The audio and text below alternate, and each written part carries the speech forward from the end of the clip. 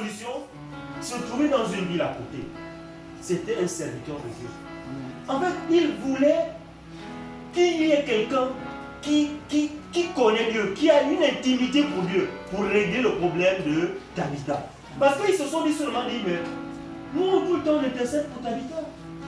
Mais comment ça se fait, malgré nos intercessions, Tabitha est quand même morte? Parce que quand Tabitha elle était quand même malade. Elle a été malade pendant un moment. Mais s'ils sont arrivés là, c'est qu'ils ont quand même prié pour Tabitha. Alléluia. Mais ils ont constaté que malgré leur prière, Dieu a enlevé sa protection. Alléluia. Dieu a enlevé sa protection.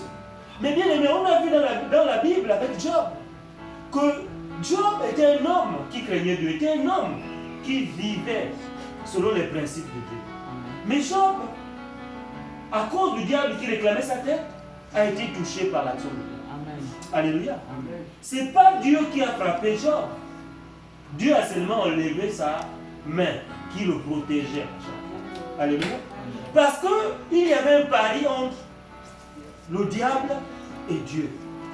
Le diable était convaincu que Job s'était soumis là parce qu'il avait sa richesse, parce que Dieu l'avait béni, parce qu'il avait... Ses enfants étaient en bonne santé, parce qu'il était heureux en fait, parce qu'il était dans le bonheur. Alléluia. Amen. Alléluia. Amen. Mais Job a montré à Dieu que même dans le malheur, il est toujours avec Dieu. Amen. Même dans la souffrance, il ne peut pas s'éloigner de Dieu. Amen. Même quand tout va mal, même quand il a l'impression que Dieu a enlevé sa protection, il n'a pas enlevé Dieu. Alléluia. Amen. Alléluia. Amen. Mais en ce moment-là, est-ce que ces jeunes de femmes-là qui intercédaient pour Tabitha, c'était seulement parce que Tabitha était vivante? Non. Ils ont montré leur détermination jusqu'à la mort de Tabitha. Ils n'ont pas maudit Dieu, bien-aimés. Ces gens-là n'ont pas maudit Dieu. Ils se sont même retournés encore plus vers Dieu. Alléluia. Amen. Parce que quand vous perdez quelqu'un que vous aimez, vous êtes touché. Alléluia. Tout vous traverse l'esprit.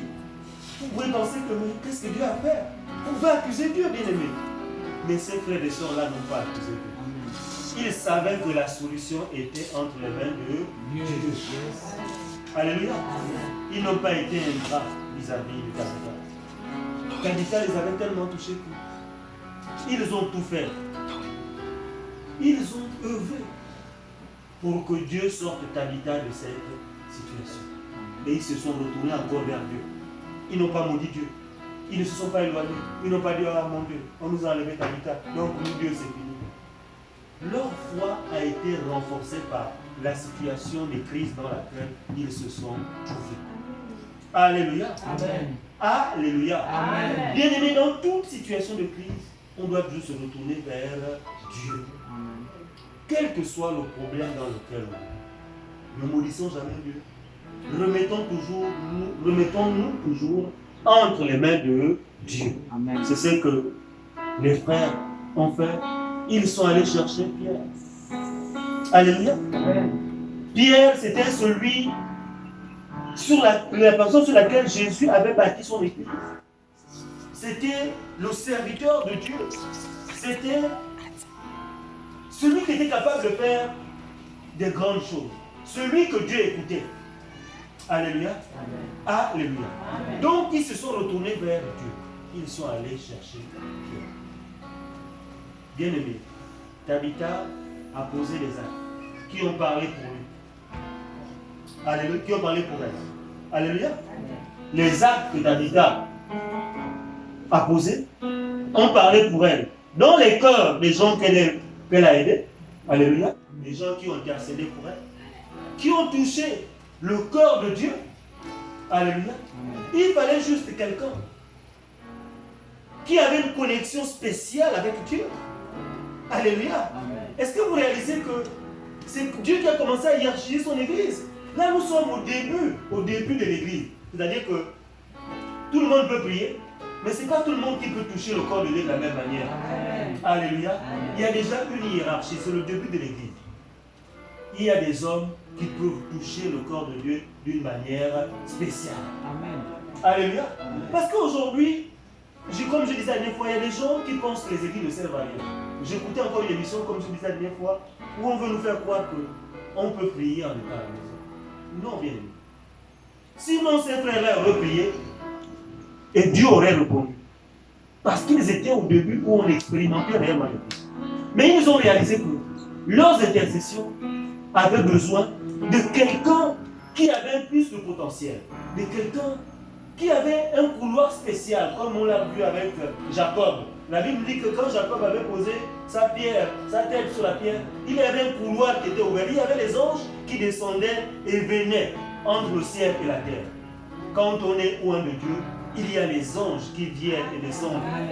Il y a un couloir réservé pour chaque serviteur de Dieu. Il y a des anges qui viennent et descendent pour transporter nos prières, mais aussi ramener les bénédictions que le ciel envoie pour ceux pour qui on prie, bien aimé. Alléluia. Amen. Donc à cette période de crise, nous devons donc prier et œuvrer pour que l'Église sorte de là fortifiée, pour que l'Église sorte de là renforcée, pour que nous comprenions que c'est avec l'Église, c'est avec le corps de Christ que le peuple sortira de la situation dans laquelle nous nous trouvons aujourd'hui.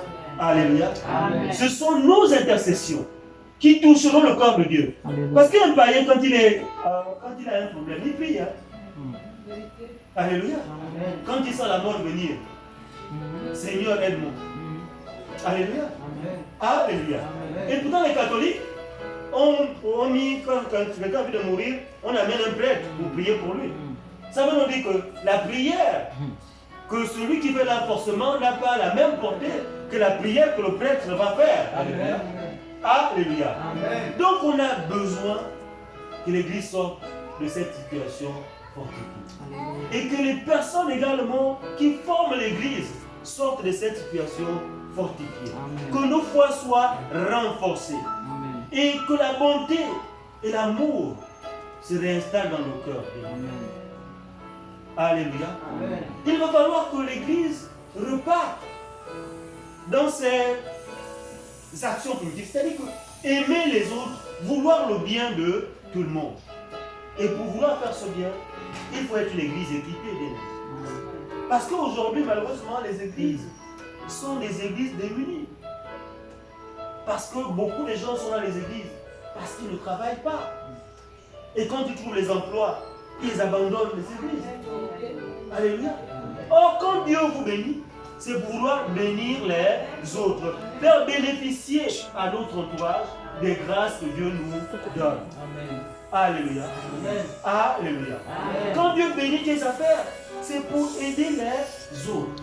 Et le meilleur milieu pour pouvoir aider les autres, c'est le milieu chrétien.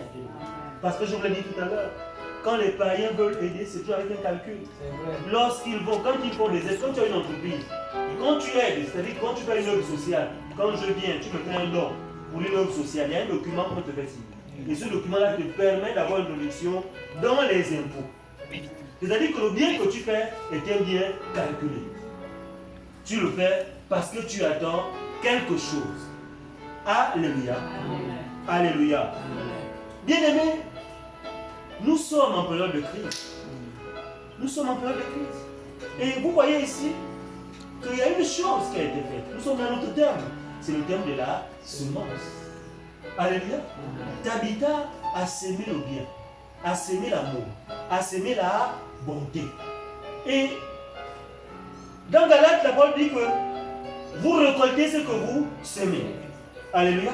Si tu sèmes le bien, tu récoltes le bien. Si tu sèmes le mal, tu récoltes le mal. Tabitha a sémé le bien. Tabitha a sémé l'amour. Et cet amour-là, c'est ce qu'elle a récolté. Lorsqu'elle s'est sentie désemparée, lorsqu'elle ne réfléchissait même plus, elle n'était plus là, son âme, son esprit n'était plus là. Mais il y a eu des gens qui ont reconnu le bien qu'elle a sémé et qui ont intercédé pour elle.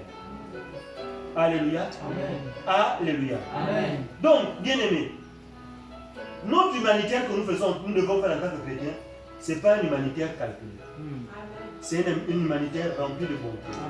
Parce que nous l'avons déjà fait à El Shaddai. Alléluia. Lorsque nous avons lancé le projet Un cadeau pour Jésus, comme un cahier pour Jésus, C'est sans aucun calcul. Nous nous sommes orientés vers les gens qui sont dans le besoin. On avait des enfants qui avaient besoin de fournitures. Mais on s'est d'abord organisé pour que ceux qui sont dans le besoin aient des fournitures. Alléluia. Alléluia. Amen. Je prie Dieu pour que tous ceux qui ont donné quelque chose, Dieu tienne compte de leurs semences dans sa maison. Alléluia. Je prie Dieu que tous ceux qui à chaque fois, l'Église vous sollicite, bien aimé. Parce que quand l'Église vous sollicite, ce n'est pas pour le bien de l'Église, c'est d'abord pour votre bien. Parce que tout ce que tu sèmes de bon cœur, avec amour, avec bonté, bien aimé, tu finis par le récolter. C'est la parole de Dieu qui dit. Chacun récolte ce qu'il a sémé. Si tu as sémé l'amour, tu récolteras de l'amour. Si tu as sémé la bonté, tu récolteras de la bonté. Mais si tu as sémé la misère, tu récolteras de la misère. Alléluia. Amen. Alléluia. Amen. Bien-aimé, Tabitha est un exemple à suivre. Et c'est un exemple que nous l'avons vu dans nos églises. Et je veux prier Dieu pour que El Shaddai soit cette église. Je veux prier que chacun d'entre nous puisse entrer dans cet exemple. En fonction, à ton niveau de moyens que tu as. Parce que le peu que tu as, tu peux toujours aider quelqu'un. Ne le fais pas parce que tu attends quoi que ce soit. Fais-le avec bonté et amour. Mais pour cela, il faut avoir un cœur disposé. C'est-à-dire que nous devons donc prier pour que nos cœurs soient des cœurs disposés à faire dans le bien. Amen.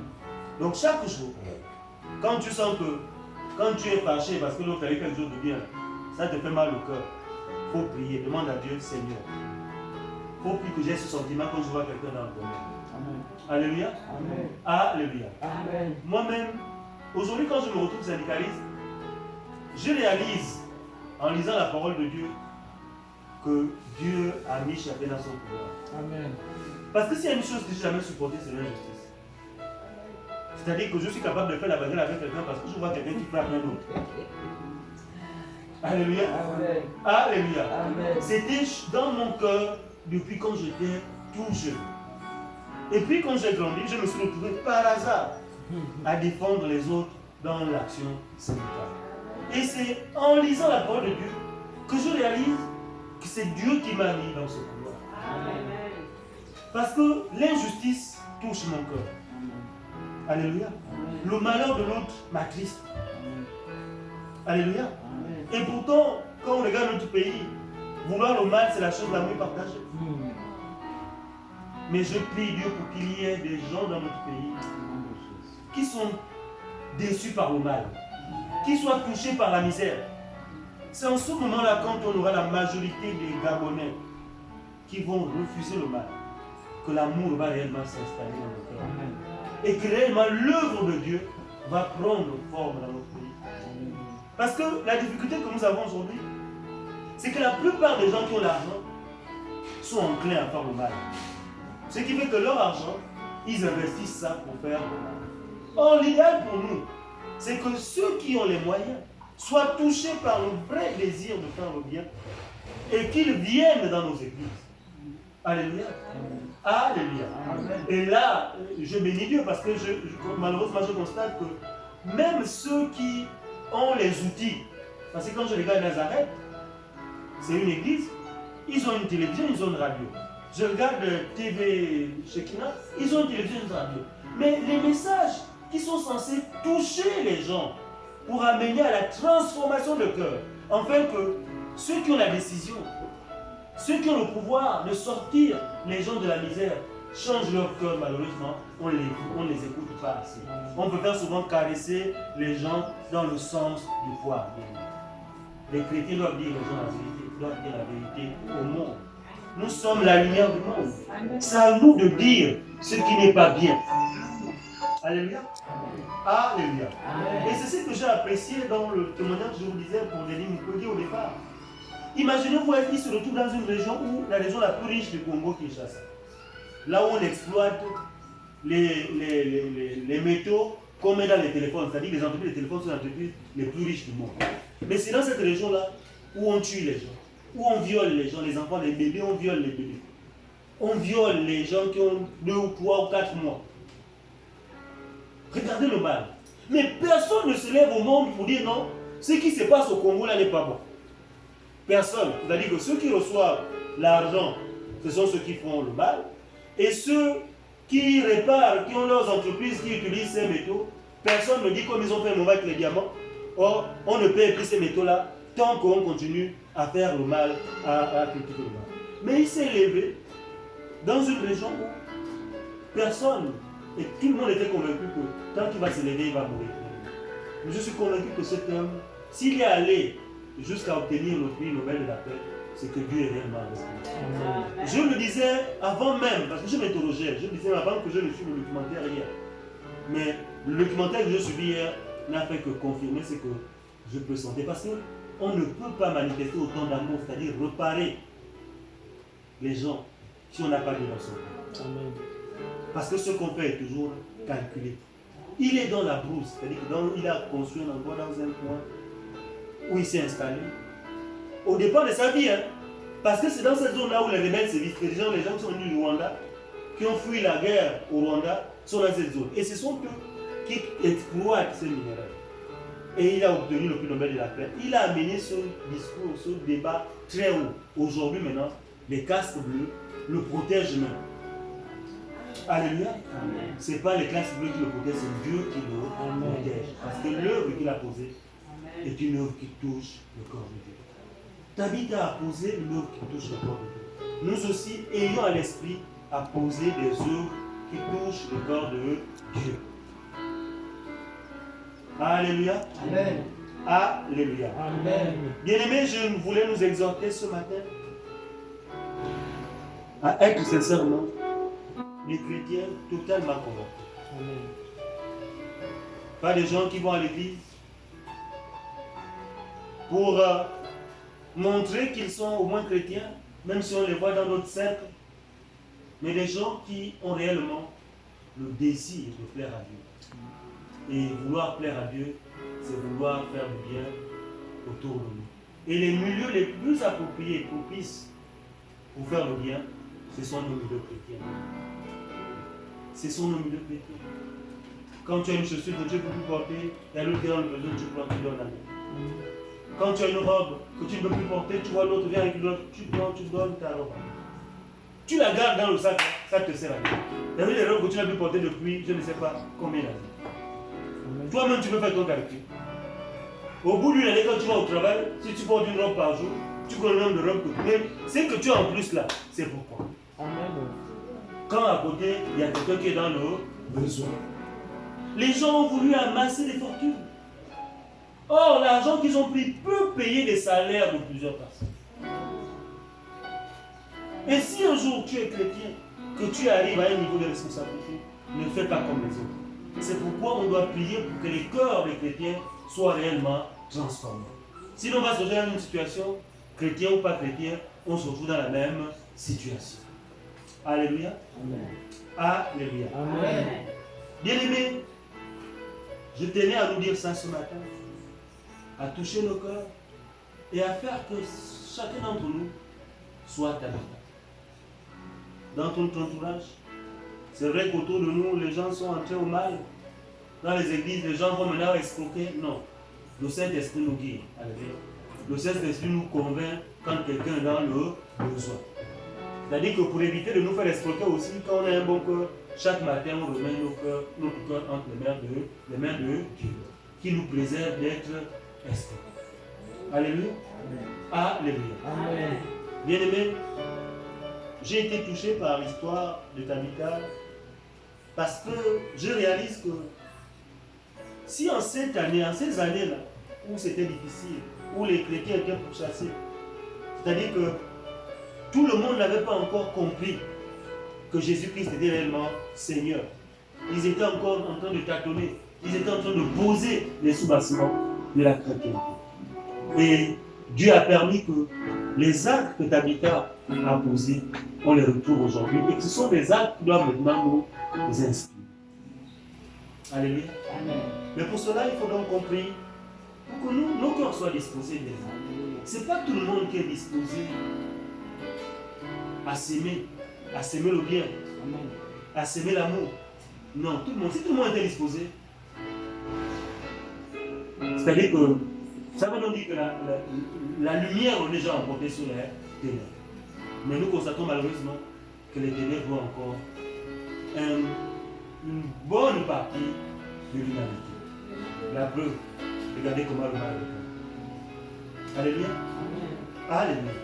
La situation dans laquelle on est, si les hommes politiques africains avaient fermé les frontières dès le départ, on n'aurait eu aucun malade au niveau de nos pays africains. Amen. Alléluia. Amen. Mais ils attendent que les instructions viennent d'ailleurs. Parce que leurs corps ne sont pas libres. Parce que leur maître soit ailleurs. Leur maître n'est pas Dieu. Quand votre maître c'est Dieu, vous n'entendez que la voix du corps. Vous évitez de mettre tout le monde en danger. Alléluia. Amen. Alléluia. Amen. Bien-aimés donc, je nous invite à prier ce matin, à remettre nos cœurs entre les mains de Dieu et que Dieu nous transforme sincèrement. Que Dieu fasse réellement de nous des hommes enclins à faire du bien. Alléluia. Alléluia. Amen. Comme nous l'avons fait hier avant de prier pour le Dieu, on va d'abord enlever le mal qui est enraciné. Alléluia. Bien-aimés, j'ai dit tout à l'heure qu'il y a des gens qui ont du plaisir à voir les autres dans la souffrance, qui ont du plaisir à voir les autres dans la douleur. S'il y a encore quelque chose dans ton cœur comme ça, ou même pas, parce que peut-être qu'il ne s'est pas encore exprimé, mais il va peut-être s'exprimer un jour, alléluia. C'est pourquoi on va d'abord enlever toutes les germes du mal dans nos cœurs. Alléluia. Alléluia. Nous allons élever nos voix et remettre nos cœurs entre les mains de Dieu pour enlever toutes les germes du mal dans nos cœurs. Élevons nos voix.